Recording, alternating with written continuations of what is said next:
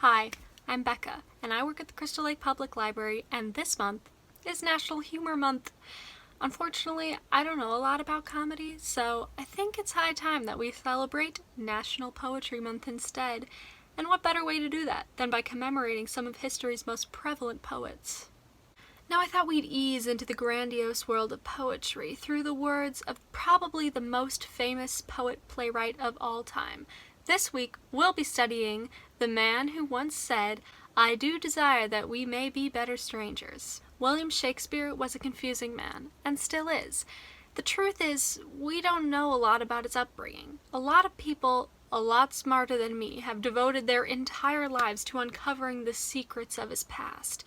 But the fact is, we only know for sure where he was baptized, where he was married, and his written works, but even some of that is still debatable. We know from his church records that he was baptized in northwestern London on April 26, 1564.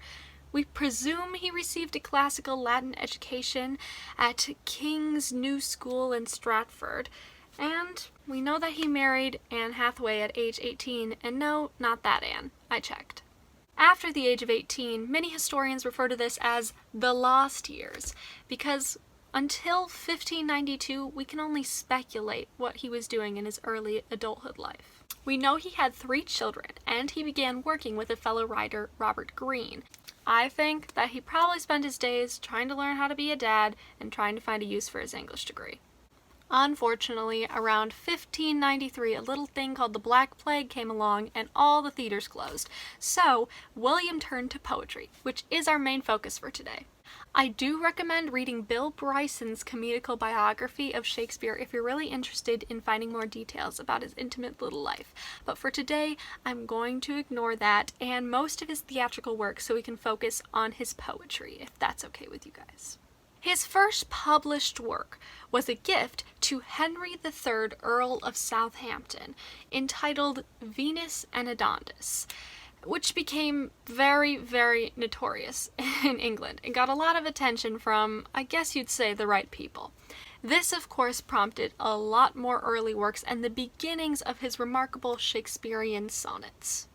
A sonnet is a 14-line, 4-grouped, 3-quatrain, 2-line coda, and a whole lot of other stuff that seems really, really complicated. So let's uncomplicate it. The most famous rhyme scheme of all time, if I do say so myself. Roses are red, violets are blue, sugar is sweet, and so are you. That little poem consists of an A-B-C-B rhyming scheme, or in other words, the first line and the third line stand alone, while the second and the fourth coincide. Now a sonnet is an A-B, A-B, C-D, C-D, E-F, E-F, G-G form. I know. That's a lot of letters, saying that you bounce back and forth with your typical 4-line rhyme until the last section when you have a 2-line rhyme. Now Shakespeare did not invent the sonnet. For that, we can thank Italian poet Giacomo della Tenti in the 13th century. What Shakespeare did to transform that was to write in iambic pentameter, or 2-syllable pairs in which the second syllable is emphasized. The most notorious example of this is from one of Shakespeare's own works. "But soft, what light through yonder window breaks." Let's read that again, but this time let's emphasize the stressed and unstressed syllables, or rhythm, if you will. "But soft, what light through yonder window breaks." You can almost hear the beat, the auditory pattern, if you will. This was a revolutionary style of delivering dramatic dialogue, but what was so important about the emphasis? David Mamet, an incredible playwright, one of my favorites, he says that you have to write in a rhythmic pattern because the way that humans speak is rhythmic. So Shakespeare kind of takes that no-nonsense form that poetry is usually formatted in and sets it to invisible music. I think a great example of this power in his writing is an excerpt from "Shall I compare thee to a summer's day?" "Shall I compare thee to a summer's day? Thou art more lovely and more temperate. Rough winds do shake the darling buds of May, and summer's lease hath all too short a date." Let's break that down. Shakespeare begins by engaging the audience. This indicates that there's a specific target or person who he's addressing. We then get a comparison followed by a personification of summer as a steadfast but short-lived lover. So I guess in this case it's less of a spring fling and more of a summer fling. Of course, this is just a small part of the poem, so it seems unfair to make a judgment based on this excerpt. Most of his full sonnets can be found online, but the library does offer many books of his compiled works. This sonnet is a classic, and for a reason, opening with such a striking question, to which the answer is, of course, yes, I think we would all love to be compared to a summer's day once or twice. He creates such beautiful imagery in such a short amount of space. I think one of the most remarkable things about his writing is his ability to portray or amplify text through a specific format. He was very much ahead of his time in style and technique. An example is his usage of blank verse, which is iambic pentameter without consistent rhyming. Romeo and Juliet is written in blank verse.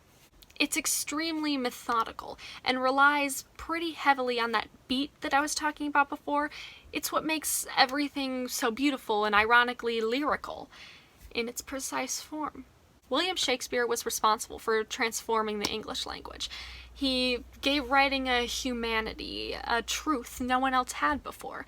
The reason why he's so famous is not simply because of word of mouth. His work continually proves relevant because his characters and themes were so relatable.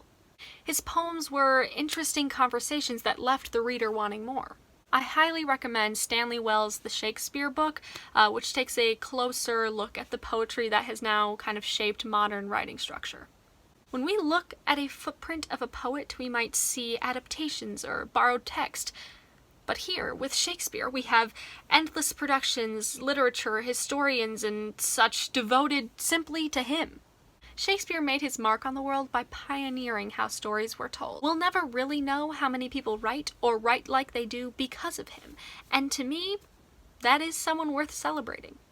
Poetry has a reputation for being boring or lofty, but it has so much potential. I really believe that if people took the time to find the poet that spoke to them, we'd have a lot more readers and a lot more writers on our hands. If you want to find more information about William Shakespeare, all of the sources I've recommended are available on the library's website. I'll leave you with the words of the man himself. Parting is such sweet sorrow that I shall say good night until tomorrow. My necessaries are embarked. Farewell and adieu.